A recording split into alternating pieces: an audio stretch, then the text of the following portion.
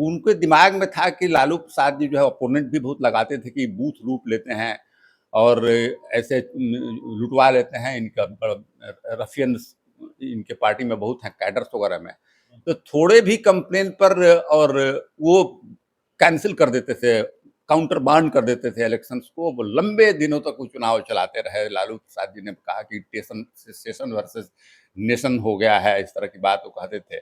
TN Seshan ने लालू जी को phone किया और उनको बधाई दिया और कहा कि जो आपको मैंडेट आया है इसके लिए आपको धन्यवाद, इसलिए कि उनके जितने प्रेजुडिसेस थे वो खत्म हो गए थे कि लूट करके, बिकॉज चुनाव उन्होंने बहुत लंबे दिनों तक बहुत इसने एक ऐसे पदाधिकारी थे कि जब इलेक्शन होता था तब वो लालू प्रसाद जी को भी विश्वास हुआ उसमें पंचायत उस रिजल्ट के बाद जब उनको मेजोरिटी मिला तो लालू प्रसाद जी को ये कॉन्फिडेंस हुआ कि हमको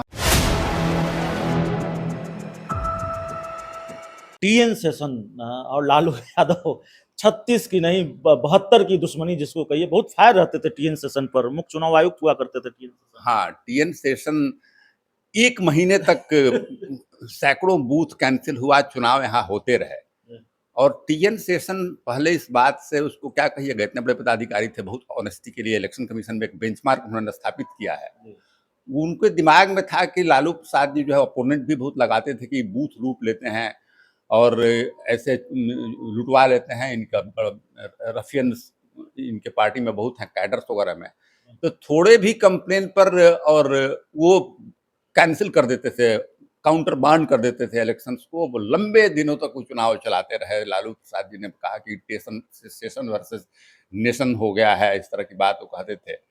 लेकिन जब रिजल्ट हुआ तो शेषन तो अपने ईमानदार पदाधिकारी थे, बहुत एफिशिएंट पदाधिकारी थे। वो जान गए कि जो रिजल्ट हुआ है वो बिल्कुल सही रिजल्ट हुआ है, गलत रिजल्ट नहीं हुआ है। इतने मशक्कत के बाद, इतने काउंटर मांड होने के बाद मेजोरिटी जब आए तो टीएन शेषन ने लालू जी को फोन किया और उनको बधाई दिया और कहा कि जो आपको मैंडेट आया है इसके लिए आपको धन्यवाद, इसलिए कि उनके जितने प्रेजुडिसेस थे वो खत्म हो गए थे कि लूट करके, बिकॉज चुनाव उन्होंने बहुत लंबे दिनों तक बहुत इससे कराया। तो यही उनकी कहानी है और व्यक्तिगत बात नहीं है, लेकिन बात है कि लालू प्रसाद जी बोलते ही थे उस समय स्टेशन पर। उनको लगता था कि भाई लोग मेरे पक्ष में है और हमारे लोगों को रोका जा रहा है, हमको इलेक्शन कमीशन हमारे ऊपर भिड़ा हुआ है, विपक्षी भी भिड़े हुए हैं हमारे ऊपर।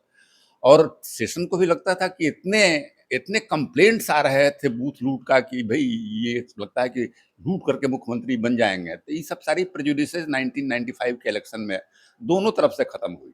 बाद में टीएन शेषन लालू यादव के रिश्ते सही हुए नहीं हुए, तल्खी जारी रही। उसके बाद इलेक्शन, टीएन शेषन एक ऐसे पदाधिकारी थे कि जब इलेक्शन होता था तब वो लालू प्रसाद जी को भी विश्वास हुआ उसमें पंचायत उस रिजल्ट के बाद जब उनको मेजोरिटी मिला तो लालू प्रसाद जी को ये कॉन्फिडेंस हुआ कि हमको हमारे पास फेयर मैंडेट था, हमको लोगों ने सपोर्ट किया है।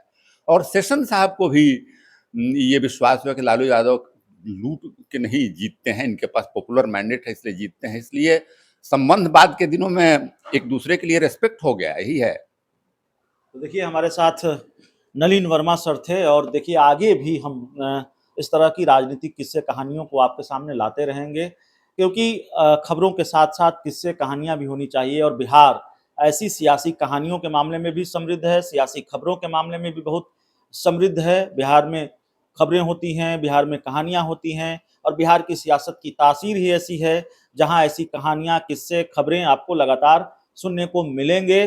बहुत सारी कहानियां हैं, बहुत सारी दिलचस्प कहानियां हैं बिहार की राजनीति से जुड़े हुए, और नलिन वर्मा सर जैसे लोगों से भी बिहार समृद्ध है। ऐसे लोग इस राज्य में हैं, इस प्रदेश में हैं, जिन्होंने बहुत करीब से देखा है देश के बड़े बड़े सियासी घटनाक्रमों को, और इसीलिए सर को हम परेशान करते हैं और सर से किस्से कहानियों को समझने के लिए, कई सवालों के जवाब तलाशने के लिए अक्सर हम आते हैं। बहुत बहुत धन्यवाद।